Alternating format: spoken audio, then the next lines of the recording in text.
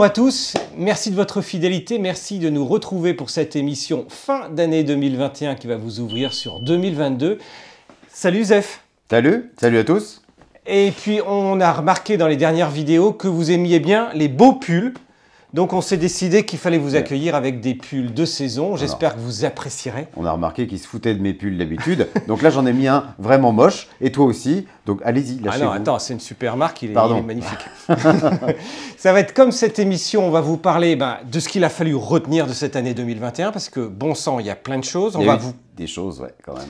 On va vous parler des motos, on va vous parler de celle qu'on a retenue, la plus vendue, la plus accessible, celle qui nous a marqué dans l'année. On va vous revenir un peu sur les sujets 2021 qui nous ont quand même pas mal fâchés entre le bruit, les prix, la crise des semi-conducteurs, etc. On va vous parler également des motos 2022 et puis des essais qui vont venir. Eh bien, c'est parti! Bon, la grande nouvelle de l'année, c'est Cocorico quand même. Là, on ne peut pas passer à côté, quoi. Personne d'ailleurs n'est passé à côté. Hein. Ah non. Fabio Quartararo est devenu la méga star française. On l'a vu sur les terrains de foot. On l'a vu dans les émissions les plus populaires, dans tous les sens du terme. Pas uniquement les émissions moto. Donc bien sûr, il a fait la une du Repère, il a fait la une de l'équipe et de tous les magazines de sport, mais pas uniquement justement France des magazines. 5, C8, je crois, etc. Enfin bon, c'est une star nationale, reconnue de tous. Dans les PMU, on en cause. Je sais, T'y étais.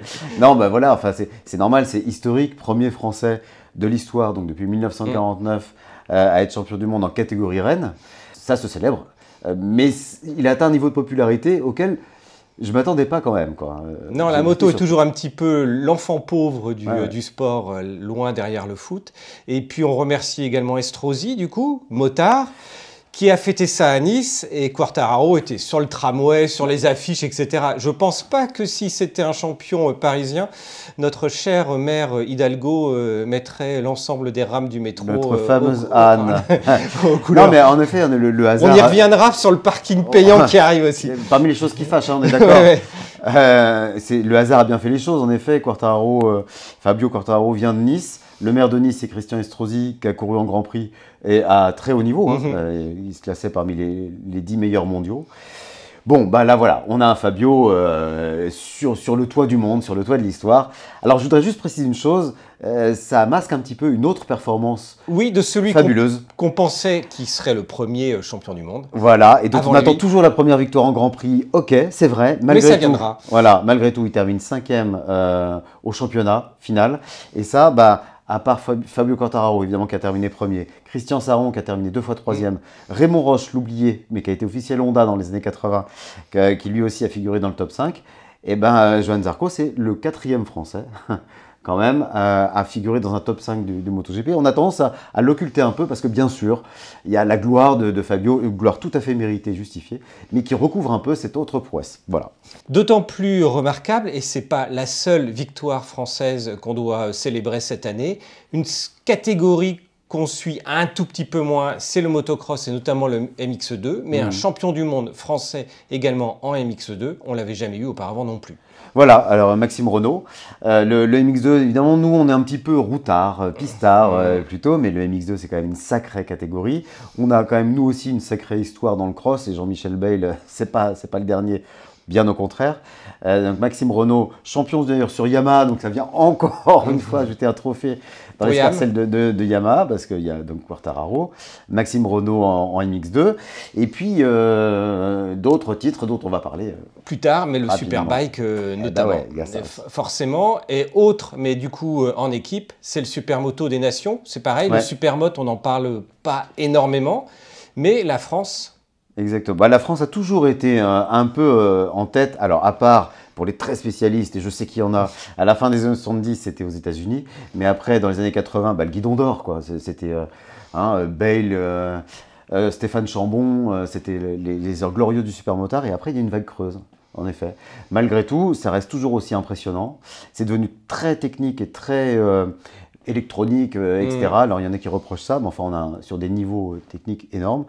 Et la France est toujours en tête sur le supermotard et le Supermoto des Nations. Et la course, Et la course qu'il faut notamment suivre à Carole, puisque ça revient régulièrement sur le circuit Carole autour de Paris. Donc, et il y a comparativement très peu de spectateurs. C'est un peu dommage. C'est toujours le Supermoto des Nations, c'est toujours en septembre à Carole.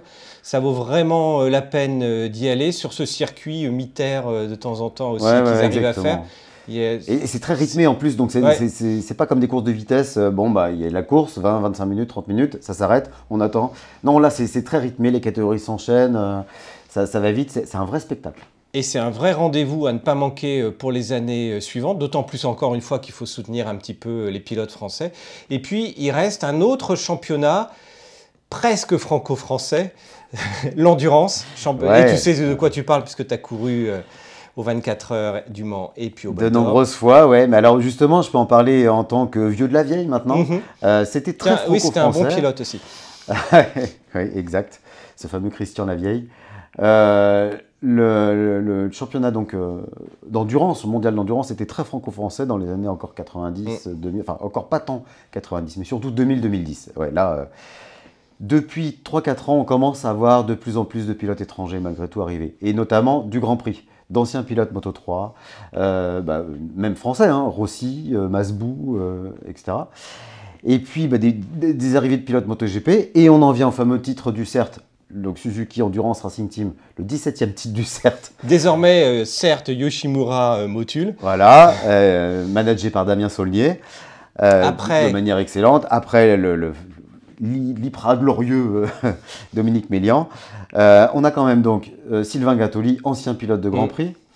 Greg Black, excellent pilote. Et puis Xavier Siméon, ancien pilote de Grand Prix. Donc, vous voyez, il n'y a pas un hasard. Et puis, on vient d'apprendre que qui arrivait dans le team officiel Kawasaki en endurance? Randy Depugnet, ancien pilote de Grand Prix. Donc, on voit quand même un niveau en endurance de plus en plus relevé par ces pilotes de Grand Prix qui viennent. Et il n'y a pas que des Français, il y a des étrangers aussi, Roberto Rolfo, etc. Donc ce titre de Guintoli et ses deux compères, il n'est pas volé, quoi. Non, et puis encore une fois, des Français. Donc franchement, on a eu une belle année cocorico en termes de sport. Et parmi tout ça, il y a une grande chose quand même qu'il faut fêter également, c'est que les ventes du marché moto globalement ont explosé cette année. Pas pour le bonheur de tout le monde, parce que pénurie de semi-conducteurs, prix des conteneurs qui hausse. Et les prix, ça, on en reparlera un petit peu plus tard. Ils ont fait un peu mal cette année, mais il y a aussi cette année plein de nouveautés. Et c'est là où on va arriver à cette seconde partie de l'émission consacrée aux motos qui nous ont marqués. Vous nous direz celles qui vous ont marqué également de votre côté. La plus accessible, il y a eu cette moto, le prix le plus accessible chez une marque qui est plutôt... Premium, c'est la mode. Hein, c'est le terme à la mode. Ouais, la Triumph Trident. Ben oui. C'était quand même une chouette moto, ça. C'est une chouette moto. Enfin oui, c'était l'arrivée d'une chouette moto, pardon. Ouais, non, bien sûr, la Trident, jolie moto, toujours aussi bien finie, et on est aux alentours des 8 000 €. Et accessible à deux, avec la finition Triumph qui est quand même au top actuellement. Ça fait plaisir de voir ce type de moto arriver dans des coloris qui sont vraiment sympas. Il y a des coloris blanc mat et compagnie. On regrettera juste que tous les modèles dans tous les coloris ne soient pas disponibles, mais on y reviendra encore un petit peu plus tard. Non, mais une belle moto, pas très chère, avec une marque valorisante malgré tout. Donc ouais, elle a marqué l'année 2021, c'est sûr. Autre moto, on se rappelle du Faucon, de cette une des plus de 300 km/h, même si ce n'était pas la première moto à dépasser les 300 km/h, moto de série. N'allons pas fâcher les fâcheux. Oui, les CBRX XX, double X notamment. Non, mais la Yabusa, en effet, il y a eu d'autres motos comme ça qui ont été très rapides, la ZZR, la CBR-XX. La Yabusa reste emblématique là-dessus. Et la voir revenir à une époque où la vitesse, c'est terminé, les radars sont partout, etc. C'était un joli coup de poker de la part de Suzuki. Je ne suis pas sûr que commercialement, c'était... les sportifs, globalement, sont moins dans l'air du temps. Mais c'est quand même bien de le faire, quoi. Enfin, c'est comme la H2 chez Kawasaki. Et puis voir cette gueule arriver, parce que la Yabusa, c'est d'abord une gueule. Ouais, ça fait plaisir. Ce qui était notamment le plus impressionnant dans l'essai, c'est outre la vitesse, c'est le high side que Damien nous a fait dans l'équipe. Son équipement a très bien fonctionné, heureusement pour lui, mais voilà, si vous voulez revoir à quoi ressemble un high side vécu de l'intérieur d'une moto. L'envol du Faucon. L'envol du Faucon dans tous les sens du terme, il n'a pas hésité, il a mouillé le cuir. Là, heureusement, il ne s'est pas fait très mal. Non, il est remonté, deuxième session juste derrière, la moto était un petit peu froissée. C'est un pro, quoi. Oui, c'est un pro, et on vous reparlera de la combinaison, parce qu'on l'a renvoyé à l'usine Denez pour voir les miracles que pouvaient faire les couturières, justement quand on chutait et que une combinaison en cuir était complètement coupée, ce qu'on pouvait en faire. Ouais. Et après, il y a une moto qui nous a tous surpris pour l'histoire et pour ce constructeur qu'on n'attendait pas arriver sur ce type de moto qui est à la mode depuis plusieurs années. J'ai parlé du trail. Ah pardon, le trail à la française. Pardon, dis-moi comment il faut qu'on dise. Je sais pas, ils vont nous dire. On peut dire Harley Davidson. Ouais, on peut dire Harley Davidson. Ouais, bah, la Panamérica, en effet. Ouais. Là, on savait qu'elle arrivait, elle avait été annoncée. Après, comment elle allait être reçue, comment elle allait pouvoir se familiariser au chemin et tout avec ses énormes moteurs, enfin, qu'est-ce que ça allait donner, quoi. Ça, c'était vraiment une surprise. Et on a eu la réponse. Apparemment, c'est une excellente moto. Alors moi, je ne l'ai pas essayé. Non, c'est Damien qui... Damien l'a fait, mais cette fois-ci, il n'est pas tombé. Non, il tombe rarement quand même. Ouais, mais bon, il y en a qui ont d'autres records. On peut se moquer quand même. On peut se moquer. Non, Damien donc, nous a bien expliqué que c'était une très chouette moto. Et c'est vrai que la culture trail chez Harley Davidson, c'était pas gagné, quoi. Non, c'était pas gagné, mais en l'occurrence, elle a fait un carton au niveau des ventes. Je pense que même Harley Davidson a vendu plus de motos. On va en revenir sur le top des ventes de l'année 2021. Mais ils ont eu une vraie surprise. Ils ont beaucoup investi sur cette moto, mais elle va chercher une clientèle qui n'était pas leur clientèle habituelle. Mais c'est bien de voir un constructeur qui sort de ses codes habituels. On reparlera plus tard de la LiveWire, qui est devenue une marque à part entière aujourd'hui. Donc ça aussi, ça fait partie des grosses révolutions, et pas juste pour le nom du moteur Harley à venir. Mais dans toutes ces motos-là, il y en a une qui quand même nous fait battre un peu le cœur ou le nez du renne. La V4S. Ouais, la V4S. Alors, non, la V4S, elle est vraiment magnifique. Ducati nous y habitue. Les Superleggera elles sont presque accessibles finalement, les V4S. Bon, on parle quand même de motos à 30 000 €. Entre les Street Fighter, les V2, les V4, mais là on parle de la V4. Et toi, tu l'as essayé au quotidien en plus, cette moto. Donc, ouais, alors ça reste évidemment un peu contraignant parce que c'est cette position de conduite et puis c'est aussi les sportifs modernes, c'est-à-dire très radical, mais malgré tout, cette sensation de légèreté, de puissance, de sécurité en même temps avec une électronique qui est vraiment chiadée, quoi. Eh ben, il y a besoin un peu, hein. Quand tu as le couple et cette puissance-là, ouais, exactement. Pour être aidé un peu au jour le jour. Et puis la frime quand même, il faut le dire. On passe pas inaperçu, c'est beau, c'est rouge, c'est racé. Ouais, enfin ça continue, quoi. Ouais, ça marche encore. C'est une moto que j'aimerais bien voir dans ce garage-là. Ouais, je suis d'accord. Ceci est un appel à Ducati, s'ils nous regardent. Un gros appel du pied. Un gros appel du pied. On fera un essai beaucoup plus longue durée, style 50 000 km, il faut ça au moins, et puis après on la désosse pour voir comment elle tient. Ce serait intéressant. Ce serait intéressant. Sur ce moteur. Tous ces essais longue durée sont toujours intéressants, de même que nos essais au quotidien, vous le savez, avec notre passagère favorite, qui a pris le guidon plusieurs fois cette année, non seulement au niveau des échappées motardes, mais de certains essais, et notamment de cette Trident. Et on en vient à la moto la plus vendue de l'année, qui était face à la Trident dans ce comparo, j'ai nommé... surprise, la Yamaha MT-07. Ben oui, pas cher, enfin pas cher, accessible, pas très plutôt cher, pas cher en rapport qualité-prix. Voilà. Pour ce qu'elle est, pas très cher, accessible, etc. Enfin, petit roadster, et là, ça fait quand même quelques décennies qu'on a les petits roadsters en tête des ventes, mais elle se particularise par ce moteur pétillant. Là, il y a une vraie réussite chez Yamaha avec ce bicylindre. Ça n'a pas toujours été le cas. On a eu les Bandits 600, on a eu les Z750, les Z800, etc. Des beaux moteurs, hein. Mais sans cette petite âme un peu follette qu'il y a dans la MT-07, et je pense que ça explique son succès. Peut-être son look aussi, mais bon, là, c'est plus subjectif, j'en sais trop rien. Le look est subjectif. Mais le moteur, je pense qu'il n'y est pas pour rien, quoi. Et d'autant mieux qu'il sert maintenant de plateforme entre la Tracer pour les trails, entre la sportive avec cette petite R7 qui est arrivée, 700, la Ténéré 700, Ténéré 700 qui est également ressortie dans des versions prototypes, etc. cette année. Donc ça, c'est des belles évolutions. Et puis finalement, si on additionne deux modèles très très proches, eh ben, mine de rien, c'est une moto plutôt assez chère, qui sort en tête des ventes même légèrement au-dessus de la MT-07, c'est-à-dire... Voilà, la sempiternelle R1200, 1250, etc.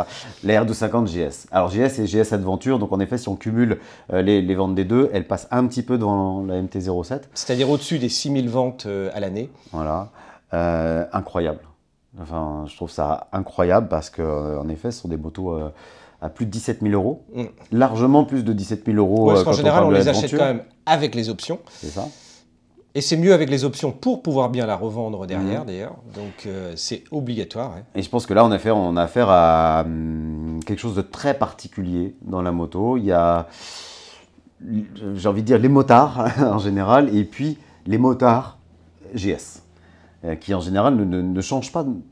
Enfin, quand tu changes de moto, c'est pour une autre GS, quoi. C'est une espèce d'ornière comme ça. Mais il faut la tester. Tous ceux qui disent ouais, c'est juste pour la route, ils se la pètent uniquement. Non. C'est une moto extraordinaire. La moto est impressionnante. Si vous n'avez pas encore vu d'ailleurs l'une de nos émissions sur l'enduro et le stage enduro qu'on avait fait avec une GS, donc dans la boue, la terre, la caillasse, etc., le sable, regardez-le.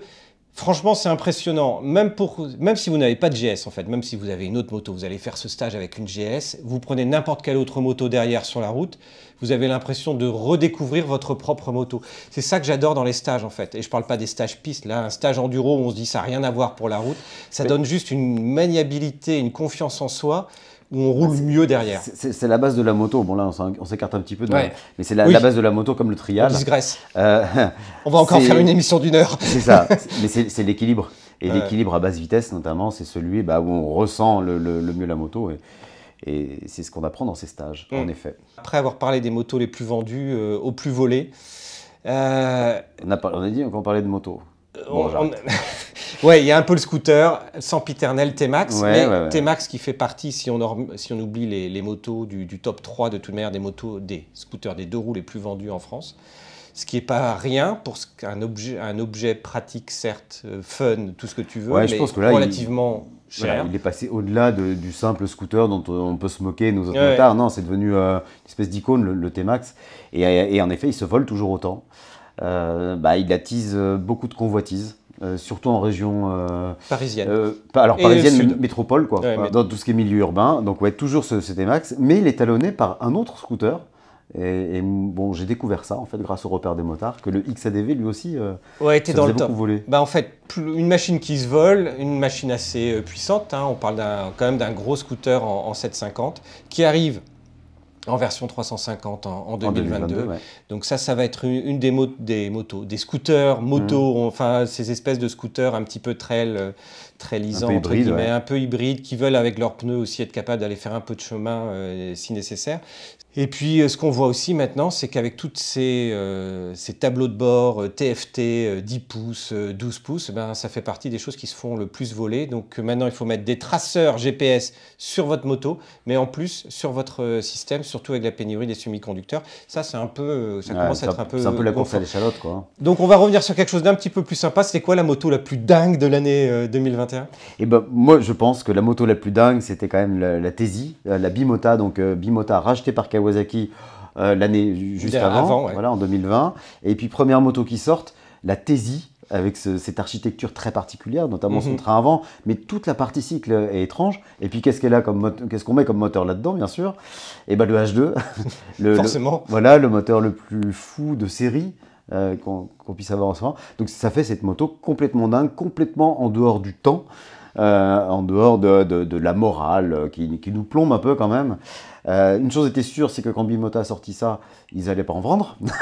Mais ça fait quand même une belle vitrine.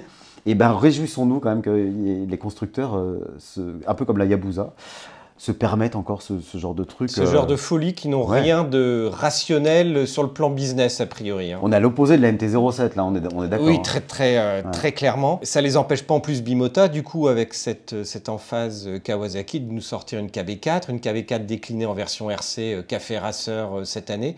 Donc, de belles nouveautés en 2022. 2021 avait presque été plus calme. On a oublié la moto la plus chère. Ah, la moto la plus chère, ça. Alors, la moto de série la plus chère Ou la moto de course. C'est la moto de série, entre guillemets, la Crichton. La Crichton, ouais, alors plus de 100 000 euros, non? Ouais, plus de 100 000 euros. Un petit peu plus de 100 000 euros. Pour une 700 cm3. Pour une 700 cm3, bon, je comprends pas bien. On est un peu dans la même folie que Bimota, mais je comprends mieux la folie Bimota. Oui, mais par contre, le poids, on est quasiment au poids d'une 125 pour quelque chose qui développe plus de 200 chevaux. On est à peu près à 135 kg, c'est ça? Ah non, c'est incroyable. Là, c'est exponentiel. Et tu le disais, c'est le poids. C'est pas la puissance qui est la plus facile à obtenir. Alors oui, c'est le poids. En tout cas, ce qui coûte le plus cher, c'est d'atteindre un poids très faible. Mais là, comme ça, sur cette moto-là, c'est vrai que c'est un peu. Mais tant mieux. Encore une fois, réjouissons-nous de ces choses-là. Même si là, je comprends moins bien. Mais bon, 100 000 euros, ok. Pour du carbone. Ouais, déjà qu'on dit qu'une Ducati V4, à 30 000 euros, ça commence à être cher pour une moto. Là, voilà, c'est ça, on réétalonne tout. Et d'ailleurs, quand on voit la Crichton à 100 000 euros, et parlons des motos maintenant de course les plus chères, on a eu une GP8, l'ancienne de Stoner, Ducati de MotoGP, à 450 000 euros, je crois. Oui, que vous pouviez acheter. Donc, si vous avez un peu de moyens dans votre garage, tu peux. 3 fois rien. 450 000. Ouais, voilà. Oui, mais c'est une moto de GP quand même. Voilà, mais finalement. D'occasion. Mais finalement, l'écart entre la Crichton et la GP8 n'est pas si énorme que ça. Quand on voit ce que c'est. Enfin, c'est-à-dire qu'avec une GP8 ou une RCV, ou enfin, peu importe les motos de Grand Prix, on a le nec plus ultra de la technologie actuelle en moto sur des prototypes développés par des centaines d'ingénieurs. Donc, parce qu'il y a les salaires en fait dans ces prix-là. 450 000 euros, en vrai, c'est pas grand-chose. Pour ce c'est pas grand-chose. Non, c'est le prix d'une maison. Alors, non, mais je veux dire, pour nous, c'est inaccessible, mais pour ce que c'est-à-dire ce que ça coûte vraiment. Alors, il faut savoir quand même que quand on achète une moto comme ça, et pas un bout de moto, parce que c'est vrai qu'on pouvait acheter des bouts de moto à 5 000 euros. Oui, ils l'ont fait en plus. C'est ça le pire. Non seulement ils vendent la GP8, mais ils ont pris des bouts de moto, de la moto de Casey Stoner. Et puis, vous voulez un bout de carénage, une poignée de frein, alors c'est 3 000, 5 000 euros. Là, c'est abordable. Non, ce que je voulais dire, c'est que quand on achète une Ducati comme ça de MotoGP, elle n'est pas forcément à soi. C'est-à-dire qu'on n'en fait pas ce qu'on veut. Quand on sort sur circuit, il faut prévenir Ducati. Quand il y a une révision à faire, il faut la ramener chez Ducati. Quoi qu'on fasse, de toute façon, un technicien doit se déplacer. Donc, c'est pas que acheter la moto 450 000 euros, à la limite pour la mettre dans le salon, ok, mais si on veut s'en servir, parce qu'on peut s'en servir, là, il faut faire déplacer, il faut ressortir un petit peu de sous et déplacer du monde. Donc, il y a des contraintes quand même.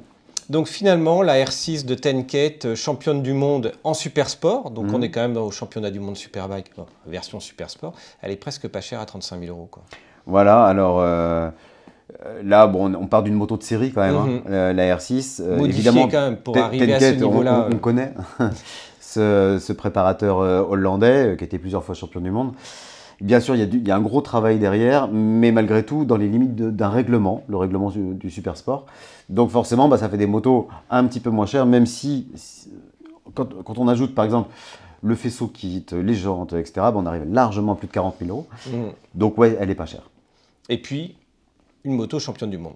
Donc, mine de rien, on ne roule pas tous les jours sur une moto championne du monde. Non, moi, j'ai jamais roulé sur une moto championne du monde tous les jours. Et puis, après tous ces sujets des motos les plus dingues, les plus chères, etc., il est temps d'arriver sur les sujets 2021 qui ont marqué l'année.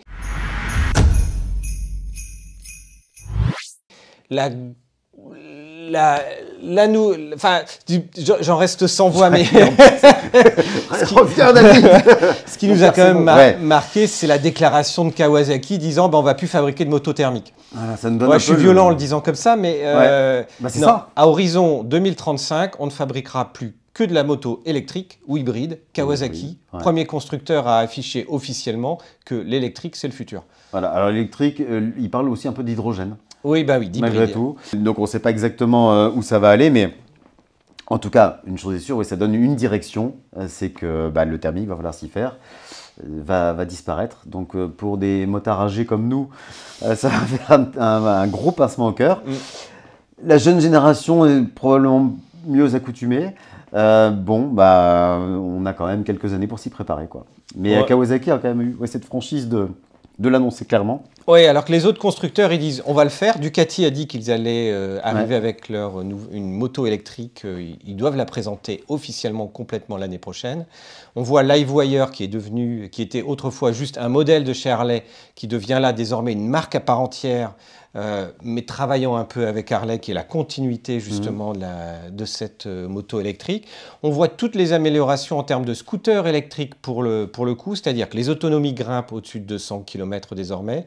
Le couple, il est toujours fantastique. On arrive quand même à des vitesses de croisière aujourd'hui sur un certain nombre de ces modèles-là qui peuvent atteindre la vitesse légale autoroutière et avec des autonomies qui grimpent et des recharges qui commencent à être un peu plus rapides et surtout on commence à pouvoir recharger plus facilement qu'il y a quelques années où, hormis chez soi, c'était compliqué. C'est-à-dire que ça commence à devenir envisageable. Alors sur le scooter, en effet, le pas est passé.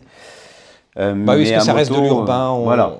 À moto, c'est pas encore tout à fait le cas. On attend plus d'offres. On peut être étonné aussi d'ailleurs qu'il y ait des modèles comme les trails, les routières qui ne sortent pas. On reste quand même sur du roadster, voire un peu de sportif, ce qui est un peu étrange. Energica, Zero Motorcycle, d'autres marques où on sait pas, elles annoncent leurs modèles, on les voit pas arriver, il y a des gens qui envoient de l'argent, on se demande, on ne sait pas si c'est vraiment réel. Tu as essayé une Energica au quotidien. Nous aussi, on a fait du Paris-Honfleur en une seule traite sans recharger. On a pris l'autoroute à 130 km/h. En étant capable... voilà, on commence à pouvoir faire plus que 100 km et tourner autour de chez soi. C'est un peu ce qu'on se disait pour Kawasaki, quoi. Ça commence à se dessiner, ça se profile doucement, mais ça reste qu'une esquisse pour l'instant. Donc l'électrique, c'est pas encore pour tout de suite, ça c'est sûr.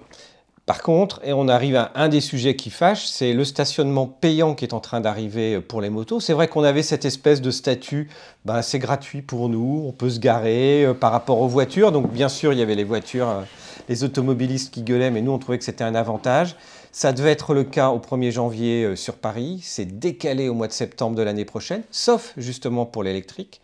Et c'est peut-être ce qui va aider justement un certain nombre de personnes à se dire, stationnement gratuit, électrique, plus les aides qui peuvent aller, si on prend l'exemple de Paris et de la région parisienne, pour les pros jusqu'à 2 400 €, ce qui fait qu'il y a quelques scooters qui commencent à avoir un peu de puissance en électrique, avec de l'autonomie qui finalement arrive avec les aides à être à peu près au prix d'un thermique. Or, pour le reste, on n'y est pas encore tout à fait. Non, c'est sûr. Et puis évidemment que ça va être généralisé à toutes les grandes villes, cette histoire de stationnement payant. C'est une très mauvaise nouvelle. C'est probablement très mal fait aussi. Mais de part et d'autre, c'est vrai qu'il y a des motards qui se sont garés n'importe où et toujours une minorité qui nuit un peu à la majorité. D'un autre côté, les municipalités, et notamment à Paris, sont devenues vraiment chiantes, il n'y a pas d'autre mot. À nous aussi de parfois nous faire entendre. C'est un sujet qui fâche.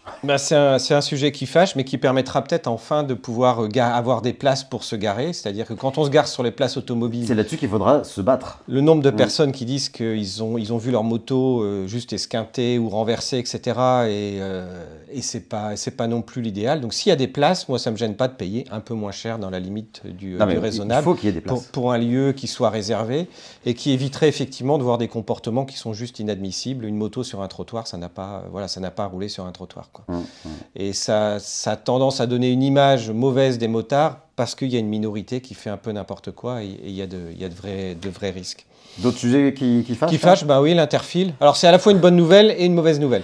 Ouais, alors donc il y a des tests dans certains coins de France, mais là il a fallu aller lutter parce que oui, c'était pas gagné. Avec les mauvais résultats, ils ont failli nous dire dans le code de la route, interfile totalement interdit. Voilà.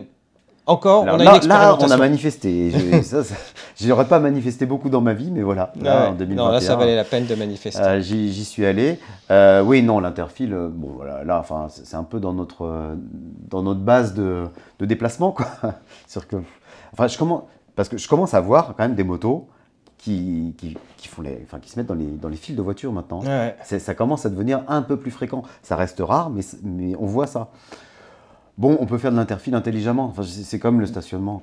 D'où les règles, pas plus de 50 km/h, à gauche, pas de zigzag, pas de coup de pied, pas de comportement non respectueux, et ça se passera bien. Et globalement, je trouve quand même qu'en région parisienne, si je me rappelle, il y a quelques années, les automobilistes font beaucoup plus gaffe qu'avant. C'est clair. Surtout qu'il y a quand même beaucoup de circulation. Ouais, région nantaise, j'ai pu le vérifier il n'y a pas longtemps. À Lyon, ça passe bien aussi.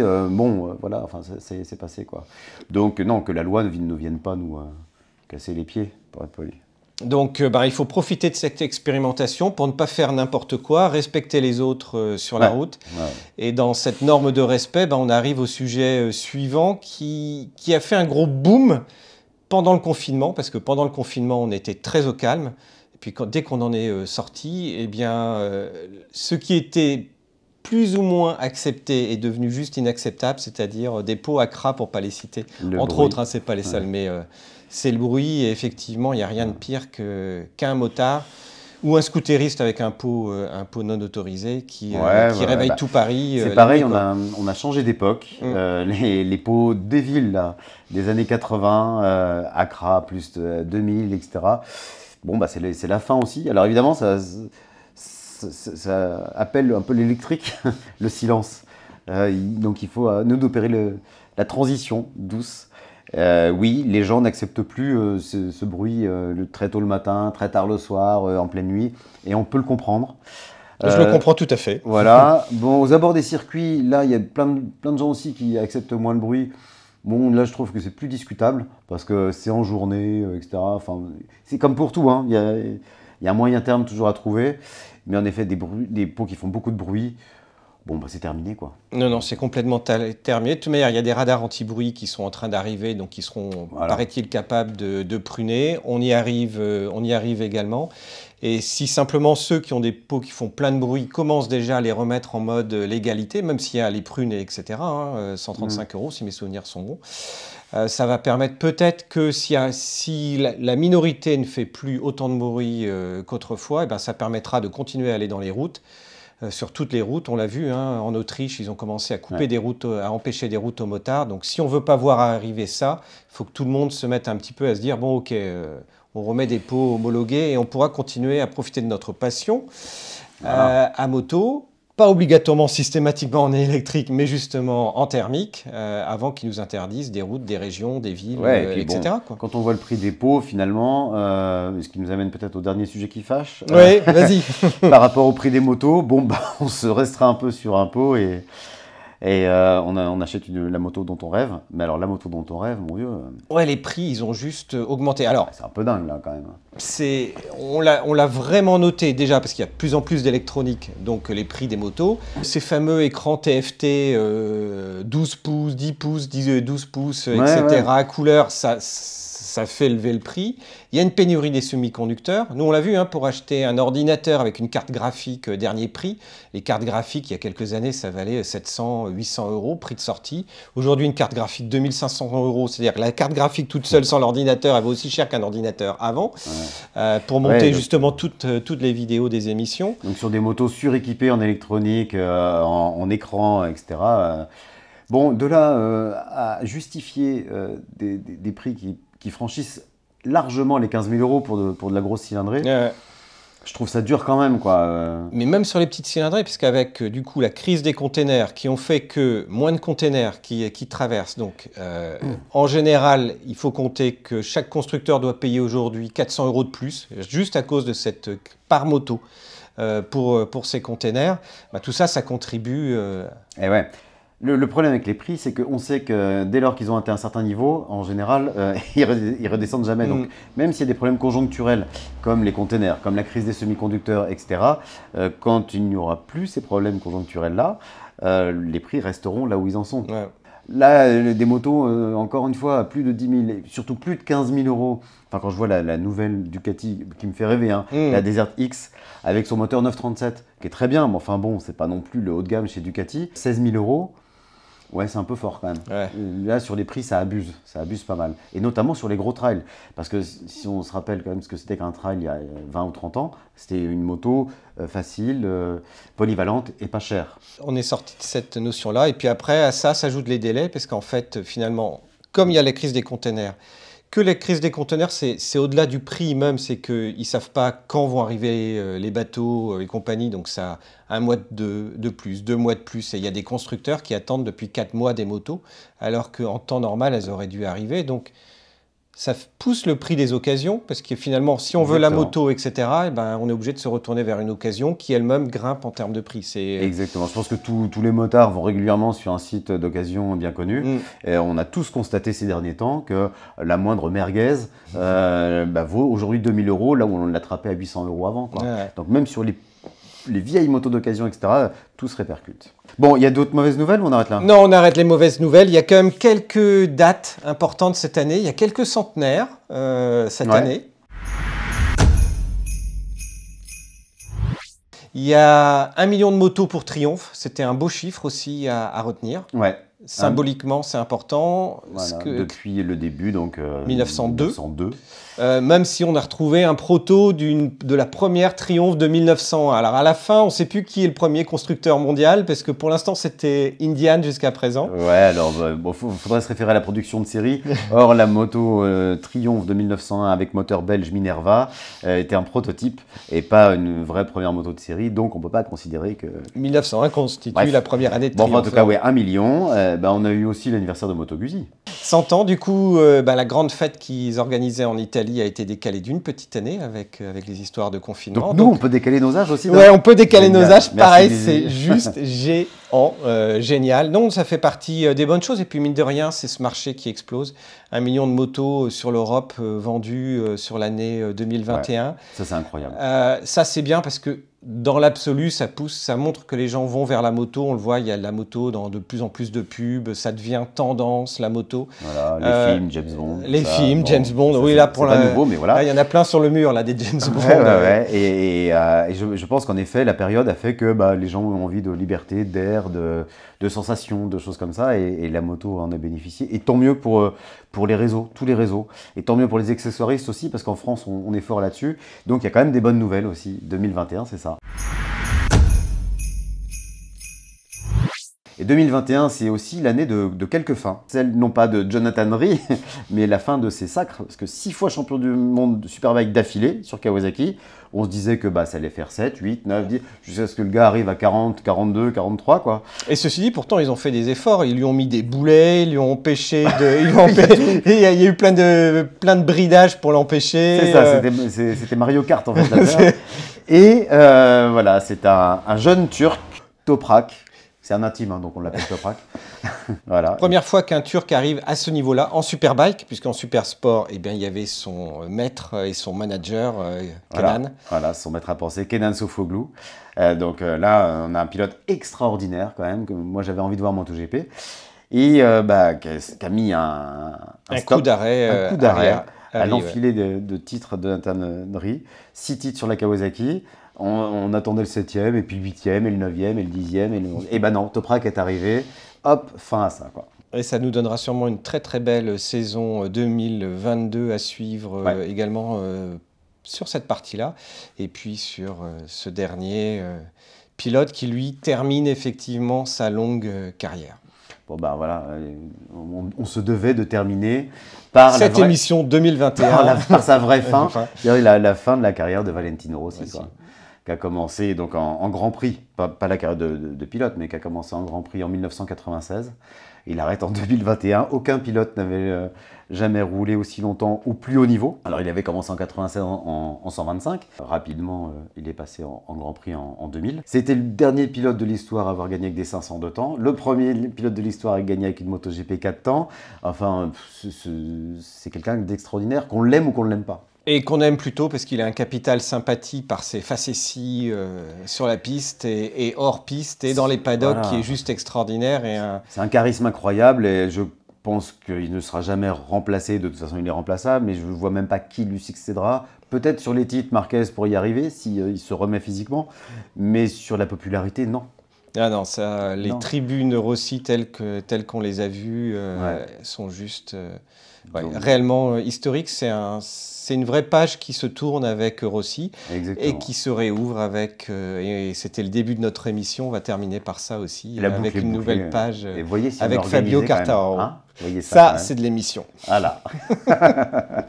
Et puis là, on s'approche sur 2022 parce qu'il y a quand même de très très belles motos. On l'a vu hein, dans nos nouveautés sportives, néo-rétro. On vous invite à aller voir toutes les vidéos. On ne va pas reprendre ce dont on a parlé, mais entre la NT100, entre la Norden qui est arrivée, la Touareg, la Tiger 660, là, l'essai arrive dans quelques jours sur le repère également. Il y a plein de chouettes motos sur des plateformes, hein, Triumph, etc., qui arrivent. Et l'année 2022 va être remplie d'essais comparatifs. Je rajoute quand même la Ducati Desert X, moi qui me fait rêver maintenant. J'attends de voir la Cagiva, la Lucky. Donc tu préemptes l'essai pour l'année prochaine, voilà, c'est ça. Non, mais il y a vraiment pas mal de choses qui arrivent, quoi, donc ça va être vraiment une chouette année. Bien hâte de voir ça. Eh ben, autant d'essais qu'on va vous inviter à retrouver sur le repère des motards. On a plein d'autres émissions parce qu'on va se retrouver régulièrement tous les mois avec une émission spéciale ZEF en fait. Ça sera ça. Voilà. C'est mon année 2022. Ça sera ton année. Je sais pas pourquoi, mais c'est mon année. C'est pour ça que c'était ton cadeau de Noël en fait. Ouais. C'est ça. Vous allez nous retrouver tous les deux, ZEF et moi, dans des émissions spéciales chaque mois sur le repère. Donc ça fait partie des autres bonnes nouvelles de l'année 2022. On vous invite à trinquer avec nous modérément. Sans conduire après, bien sûr. Pour 2022, on vous souhaite une excellente année 2022. On a pris plein de petites choses un petit peu plus sympas pour vous souhaiter une bonne année. Voilà, là, c'est nous. Ah. Là, c'est nous. Dans le petit avion, parce qu'il y a plein d'essais à faire autour du monde. Le casque de Rossi. Et puis, direction le pôle Nord, dans ce garage où il fait toujours aussi bon. Mais on a mis le chauffage. Il ne faut pas se... Non, mais cette fin d'année 2021 s'annonce très bien, on est mieux accueillis. Donc je vous souhaite aussi une excellente année et puis on se revoit très vite. À bientôt, ciao.